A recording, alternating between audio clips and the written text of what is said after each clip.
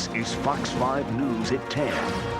Hurricane Charley roars ashore, promising high winds, heavy rains, and flooding. Tonight, Florida residents who had hoped for the best are now bracing for the worst. Good evening, everyone. I'm Sean Yancey. And I'm Laura Evans. Tonight, millions of Americans are battening down the hatches. Hurricane Charley is on land and wreaking havoc, causing severe damage in Florida tonight. Let's go to the Fox 5 storm scan and take a look live at the radar. The hurricane is pummeling Orlando and Tampa areas right now. But Charley's fury is being felt across all of Florida tonight. In fact, President Bush has declared a state of a major disaster area. As expected, Hurricane Charley hit the region with pounding rains and mighty gusts of wind. Tonight, we've got team coverage on this, and we begin with Jonathan Siri in Tampa.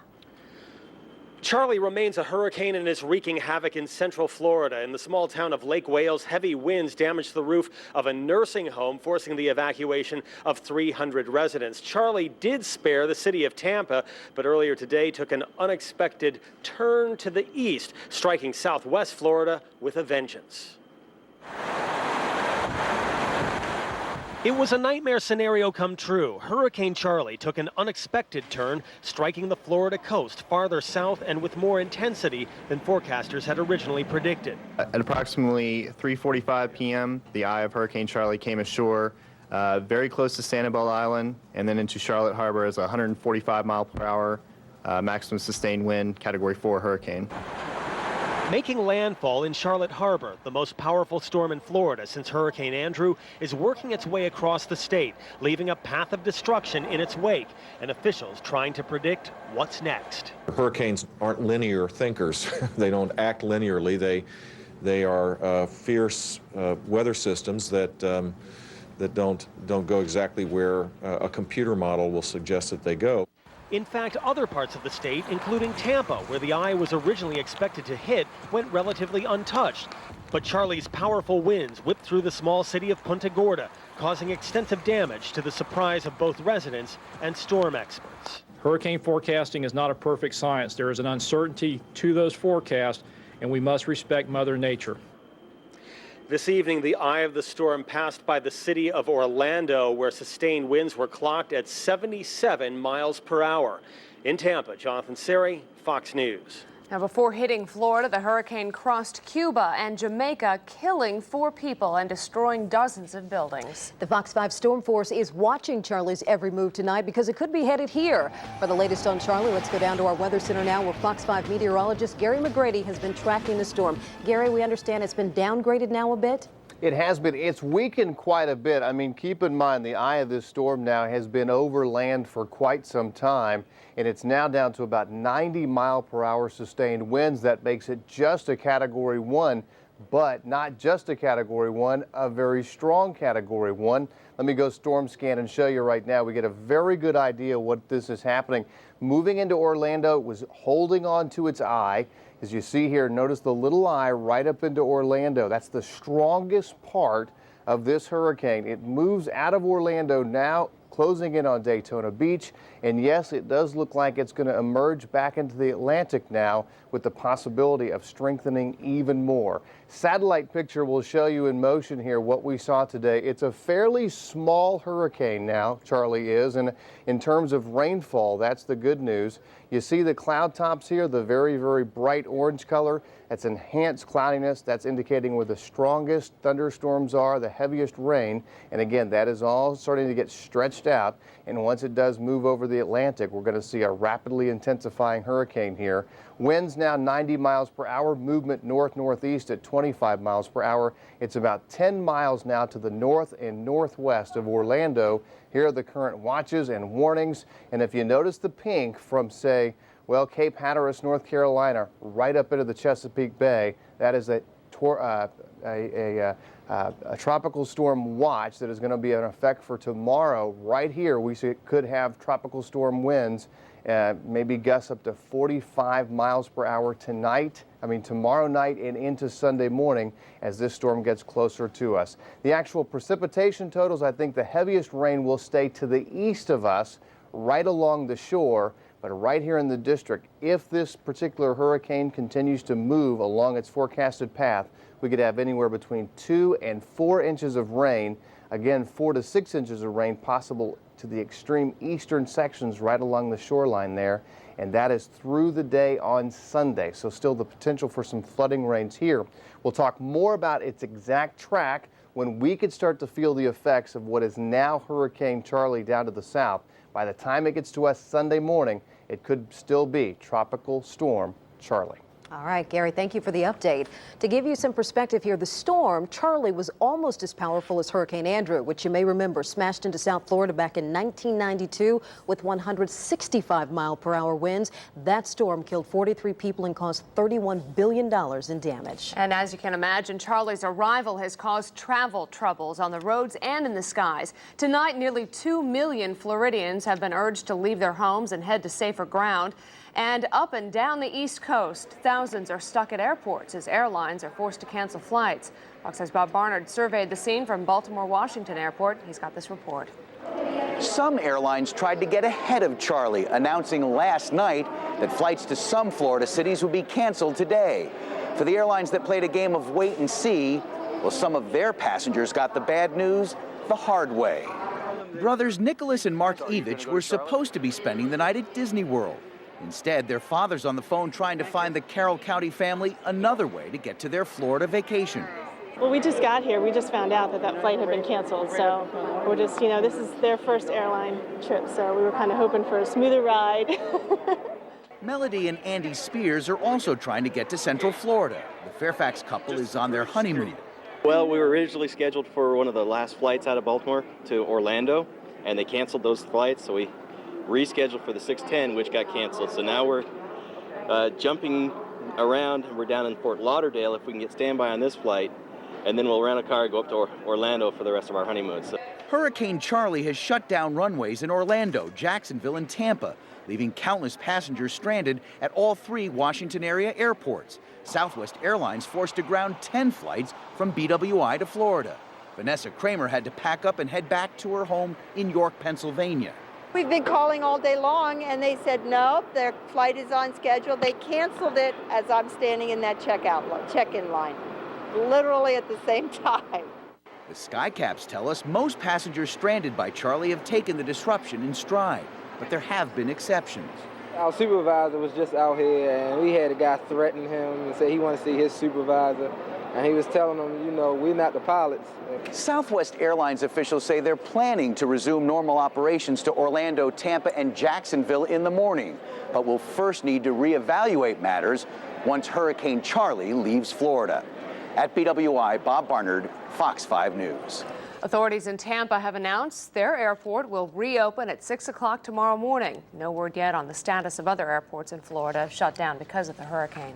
Now, even if many of those people you saw in that last story had a flight, some of them would still want to try and avoid the Florida region tonight because thousands, though, of Red Cross volunteers in our area are on standby, ready to go there if their help is needed. The agency is coordinating its biggest response since the 9/11 attacks in order to deal with Hurricane Charley. Fox 5's Matt Eklund is live tonight at their National Disaster Operations Center with more on their preparations. Hi, Matt. Hi, Sean. As you can imagine, things are very busy in the building behind me. Earlier today, the American Red Cross allowed us to come inside, take a look at their command center, but this evening they are too busy dealing with the situation in Florida. Now, this is where all of the decisions are being made, where the help goes first and who needs it most. Tracking the huge storm on radar and watching TV reports coming in from Florida, all day long the American Red Cross Disaster Operations Center here in Northwest remained on high alert. Red Cross administrators in constant contact with emergency management officials in Florida. As soon as the storm made landfall, the Red Cross was ready to move in to help those in need. We're just waiting, watching, and making sure that we're there right away when the storm hits. Thousands of volunteers from across the country put on standby. Once it is safe, they will be advised to move into places hit hard by Charley. With them, those volunteers will take tons of supplies, including food and clothing. Tonight, the Red Cross says this is the largest emergency response they've dealt with in several years. This is a pretty massive response. This is the largest Red Cross response since 9/11. With 2 hurricanes converging on Florida, we've pre-positioned people, supplies, and support all across the state of Florida. Here in the metro Washington area, American Red Cross volunteers are being told to stay put for now. With Charley hitting Florida hard tonight, forecasters say it could give us quite a punch later this weekend. And if it does, those volunteers will be needed here at home.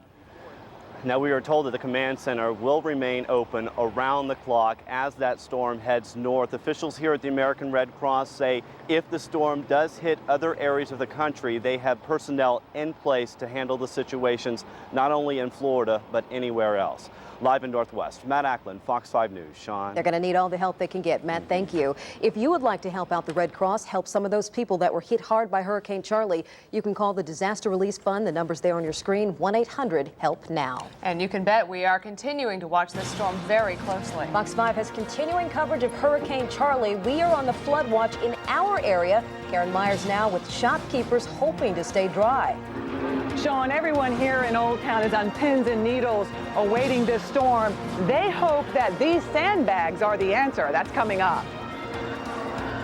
And of course, we'll have tonight's other top stories, including an arrest in a deadly stabbing in Georgetown, as well as the hunt for a top Islamic cleric hiding out in Iraq. But first, another look tonight at the wrath of Hurricane Charley plowing through parts of Florida. We'll take you back live to an area hit hard by the storm. That's still ahead. Our storm watch continues now with a look at the aftermath of Hurricane Charley. Charley already clobbered the southwestern part of Florida, and tonight many people there are just beginning to assess all the damage that was left behind. Right now, the entire state of Florida is under a state of emergency. The storm, as we speak, is bearing down on the tourist-packed area of Orlando, and then it's headed on for Daytona Beach, Florida. Charley hit the southwest coast about 6 hours ago and is still carving a very powerful path of destruction. For an update now, we send it back to Jonathan Seri live in Tampa. Jonathan, for folks who are not familiar with the landscape there, you're in Tampa, and the storm now is headed towards Orlando and then on to Daytona Beach. Explain how far away that is from where you are. Right now, we're looking at the storm over the city of Orlando or near the city of Orlando. As far as getting in your car and driving, it's a little bit more than an hour from here. And then driving from Orlando to Daytona Beach, probably another hour there. So you're talking about perhaps a 2-hour or a little bit more than a 100-mile trip from where I am right now. An idea of what it's like there. Looks relatively calm behind you. I know originally the path of the storm was thought to hit Tampa, but it missed you guys and went further east. What are things like there for you right now? That's right. The things are completely calm here right now. When the storm hit, we got a little bit of rain, a little bit of wind, but nothing more than what you would see in a typical thunderstorm here on the west coast of Florida. Originally, we thought we were going to get the brunt of the storm here in Tampa and that I would be under 16 feet of water, but at the last minute, the storm took this unexpected turn to the east, and instead of striking Tampa, it struck southwest Florida, several communities a little bit more than 100 miles to the south of where I am, and did some extensive damage there. We were just looking at some of the pictures of the damage. We understand that a number of roofs were ripped off of buildings and homes. At this point, do you know if the storm has affected in terms of lives lost? Has it affected anyone that way? It depends on what you would directly attribute to the storm. All we know of are 2 fatalities in a city called Punta Gorda, and they were actually involved in a traffic accident, or 2 separate traffic accidents, but authorities are saying that they could be attributable to the storm and the bad road conditions that the heavy winds and rains were causing. So they're blaming the storm on 2 fatalities at this point. Right now, we do know that Charley is bearing down on Orlando. How is it affecting tourism there? Because we know this is a very heavily populated area with Disney World, a number of its parks there. What's the situation as far as tourists are concerned?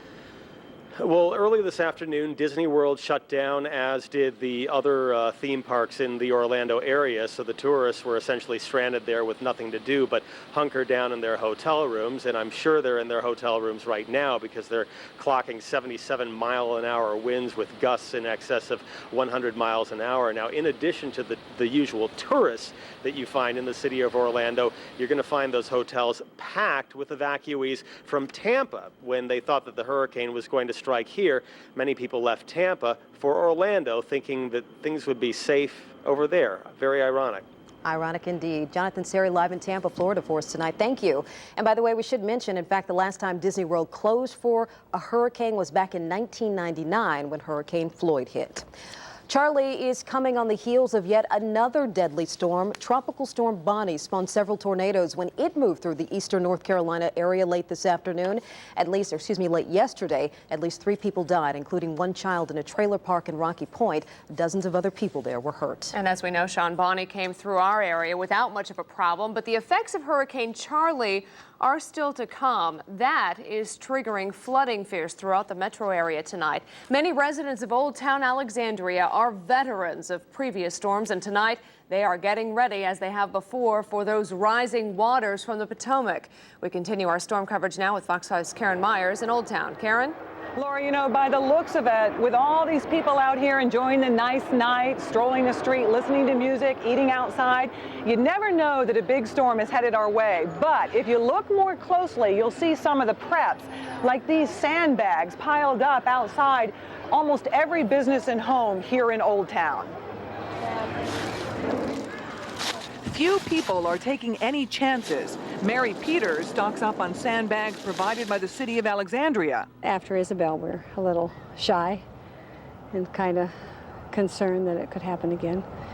We didn't expect it to be quite that bad last time either, and it was. So I think we're just all being cautious. Apparently so, because less than 24 hours ago, this sand pile stood 5 feet high. My neighbor and I, we actually went and filled sandbags up today, probably about 12 bags or so. Put them up on our doorstep. The city delivered pre-made sandbags to businesses. The Christmas Addict on Union Street also put up plywood, hoping a second layer of protection will keep them dry. After Isabel, their ornaments were swimming in 4 feet of water. At nights, we were taking up items off the floor, everything from about anything under 2 feet, we're bringing them up. But still open for business. Shop owners fear even the threat of rain will hamper sales. They lost millions after Isabel in revenue and in recovery.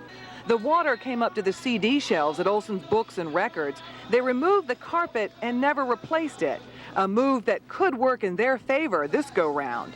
The drill has become all too familiar. As you can see, we got our paper product all up high. The waterfront is prone to flooding, yet the effects of Hurricane Charley could challenge even these seasoned veterans. A sign of the seriousness, the post office already yanked its mailbox and the road barricades are on standby.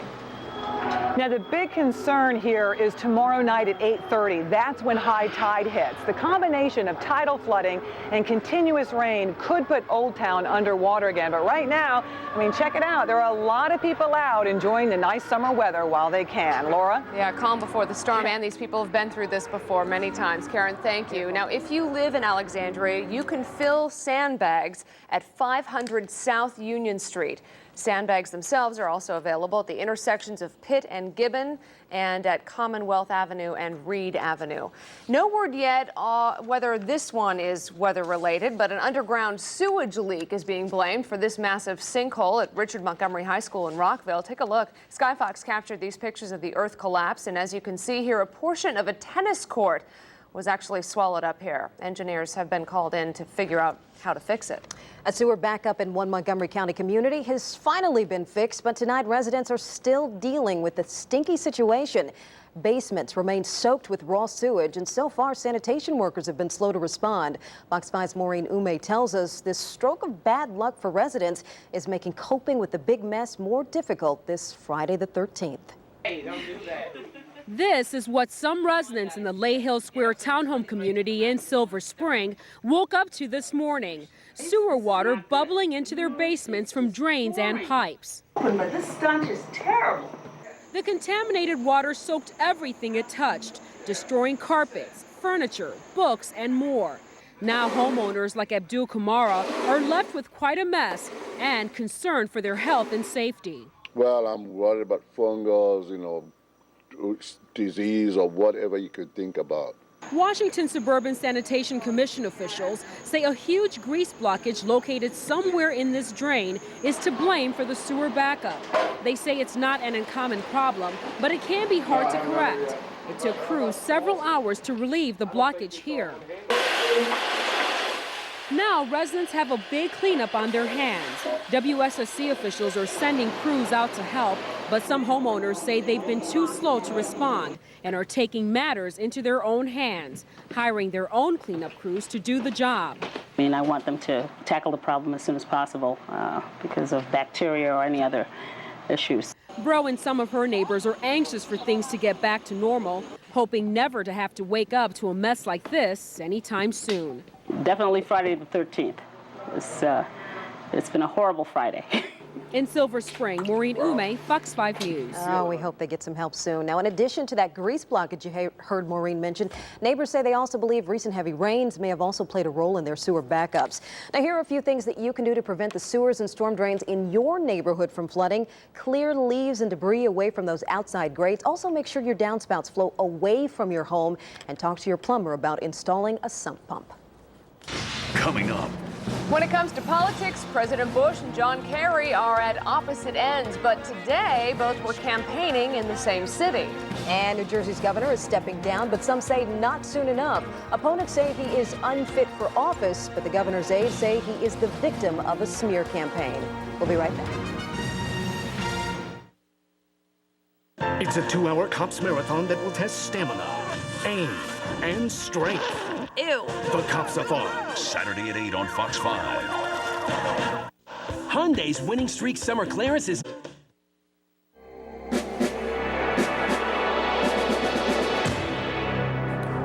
Tonight in Iraq, radical cleric Muqtada al-Sadr is spelling out his demands for peace in Najaf.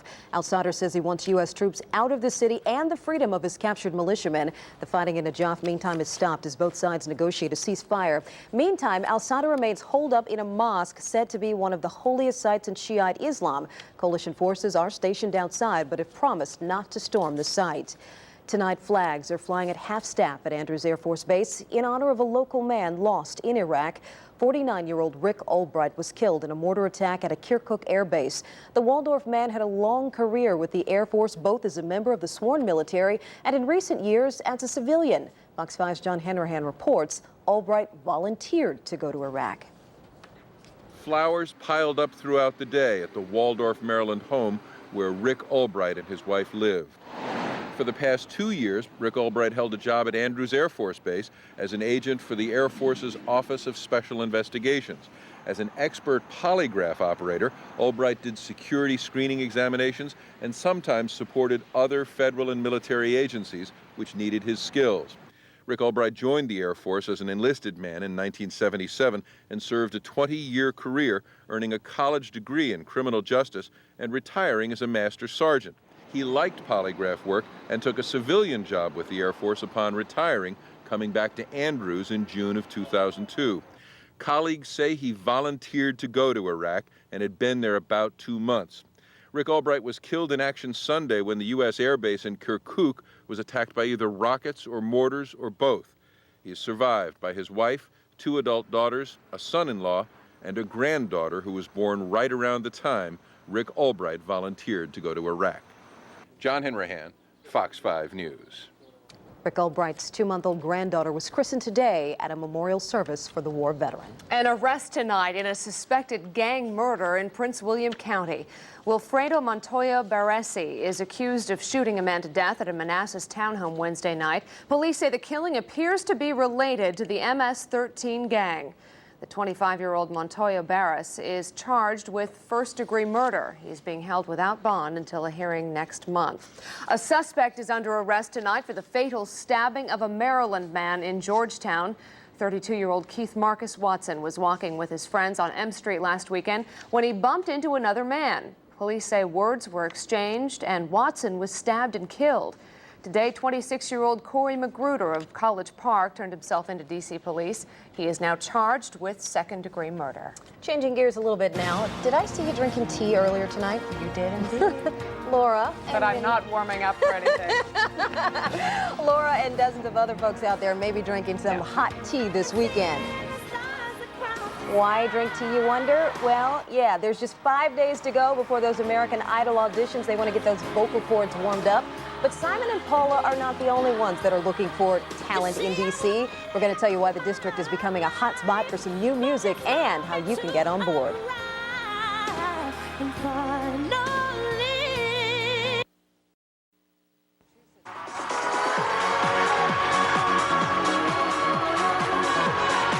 Those American Idol judges are coming to D.C. with some pretty big expectations. You know, after all, Washington was a starting point for singing sensations like Genuine, Toni Braxton. But do today's local singers and songwriters have what it takes to join the Idol ranks? With just 5 days to go before the big auditions right here, Fox 5's Wisdom Martin takes us inside D.C.'s evolving music scene. From the hard-hitting drums and the booming bass to the unique vocals. Since the early 70s, the go-go sound has always been the signature music identified with Washington, D.C. But now the local talent wants to turn the music spotlight in another direction. The Washington, D.C. music scene is filled with superb talent. I mean, we have talent like no other. I mean, this is a city where Marvin Gaye came out of. R&B singer Toni Braxton is from the area, so is songstress Maya and Genuine. Beyonce producer Rich Harrison is also from here. Some say the talented people simply need to join forces and stay here to do their music. I think it's sad that you have like Grammy-winning producers here with other producers like myself with studios that aren't working together. With all the talent leaving D.C., the question is, can this area ever match the Big Apple's music-making power? I doubt it because of so many people being up there. Can it be an effective hub like Atlanta? Yeah.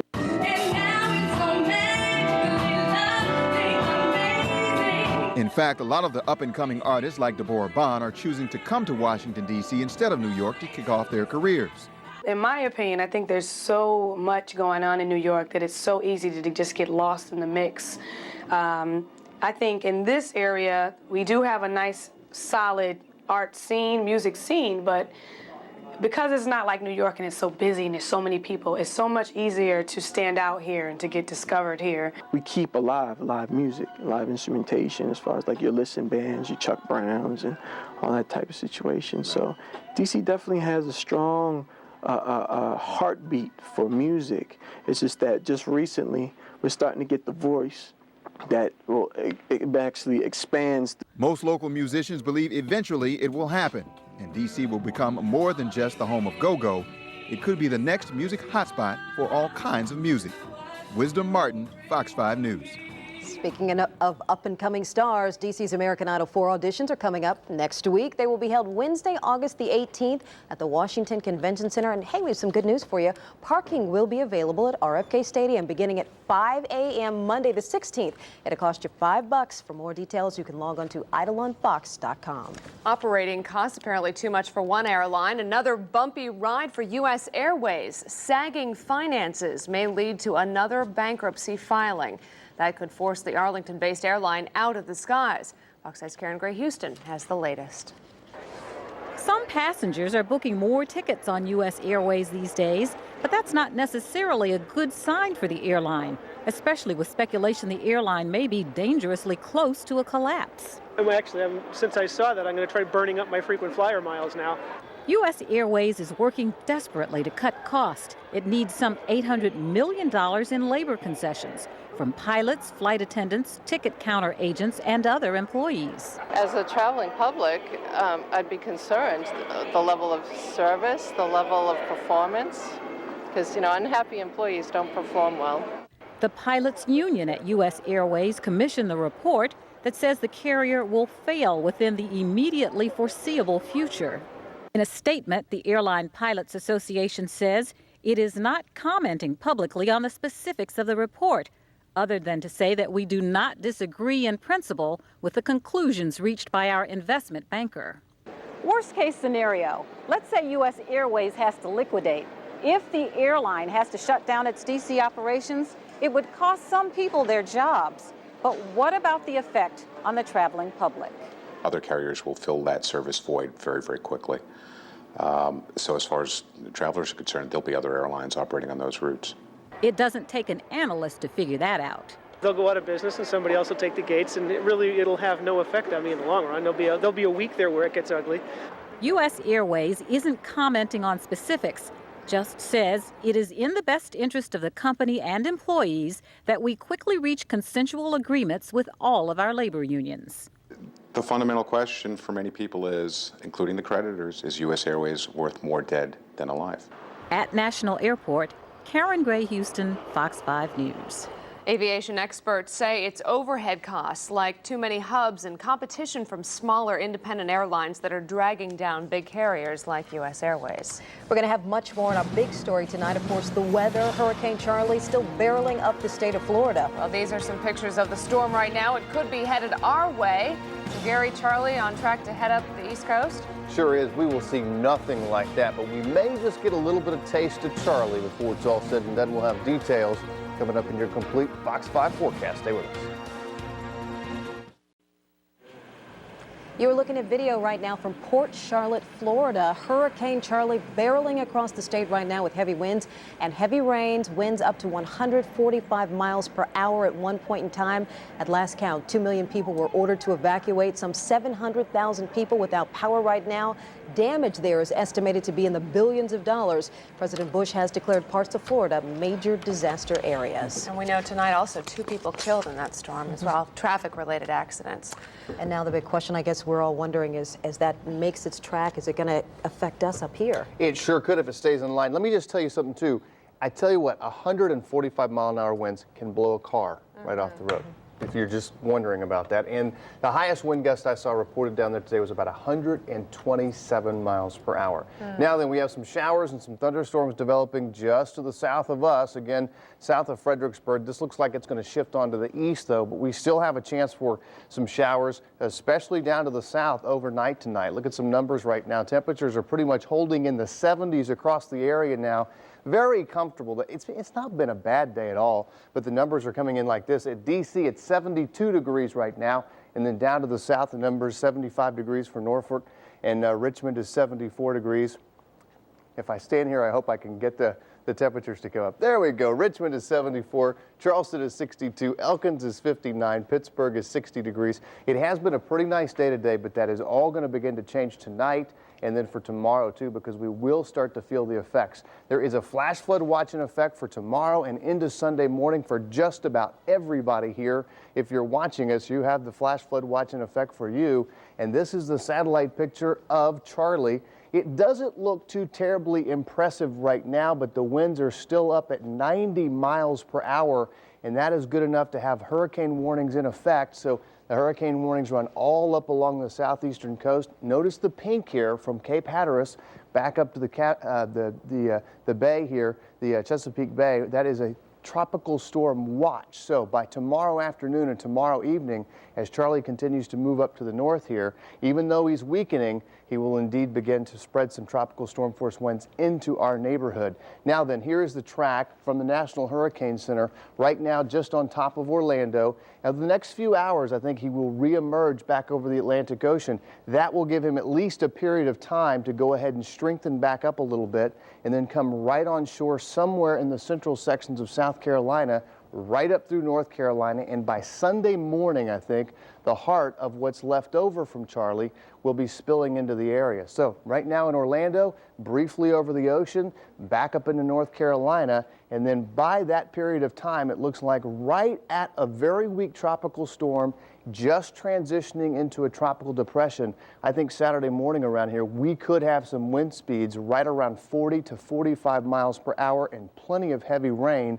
I do believe, though, looking at this track, the heaviest of the rain will stay to the east of us. Right along the shores, there'll be some coastal flooding, 4 to 6 inches of rain. Here in the district, I think 2 inches of rain. Once Charley moves on by, will rapidly begin to get better around here, and skies will quickly clear as we go in through Sunday afternoon. 66 tonight, mostly clouds, could have some showers to the south, and it's a little bit breezy out of the northwest. Tomorrow, showers, thunderstorms becoming likely, heavy rain at times. The breeze will kick up, north-northeast 9 to 17. Tomorrow night and Sunday morning, periods of heavy rain. That's when the gusty winds move in. Again, I think wind gusts 35 to 40 miles per hour, sustained about 20 miles per hour around here.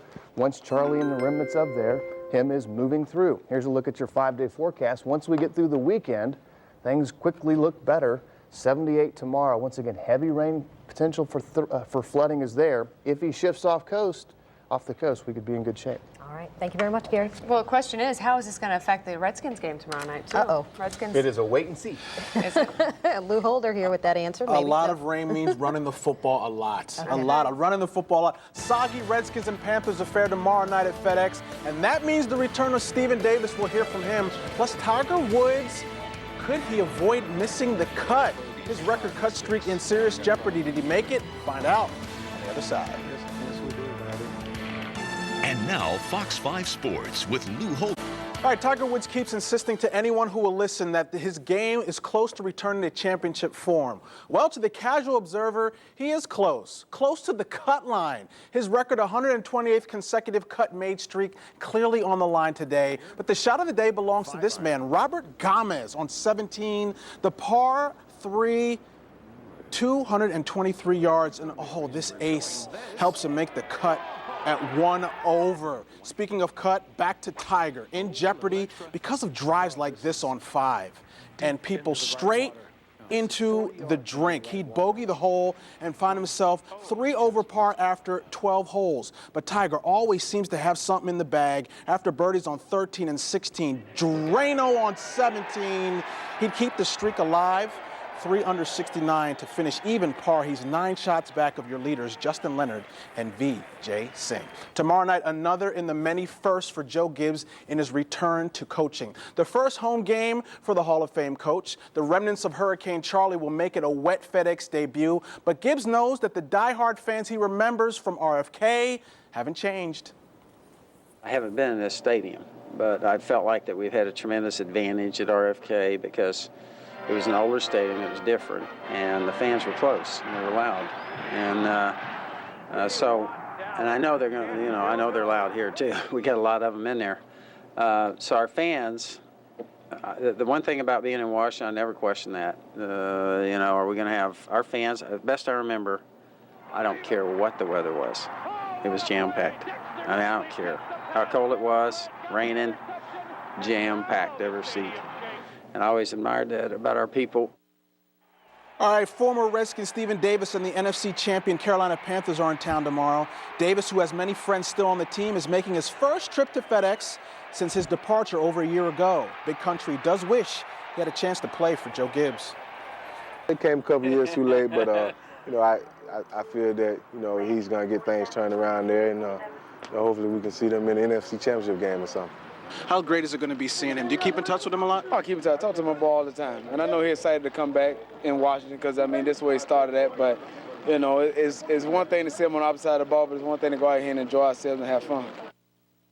All right, former Redskin QB Doug Williams in town this weekend at the grand opening of the Sports Authority in Largo, Maryland. The most valuable player of Super Bowl 22 and one of the 70 greatest Redskins is now a personnel executive for the Tampa Bay Buccaneers.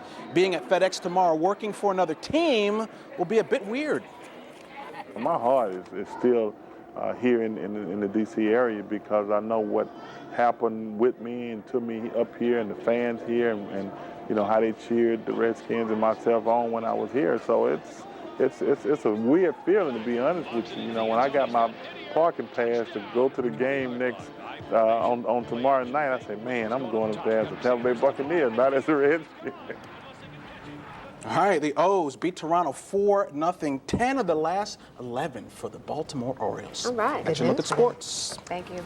Thank you so much for joining us tonight at 10. We'll have all the latest news, weather, and traffic tomorrow night. Fox 5 News at 10, and the latest on Charlie. Have a good evening. Bye-bye.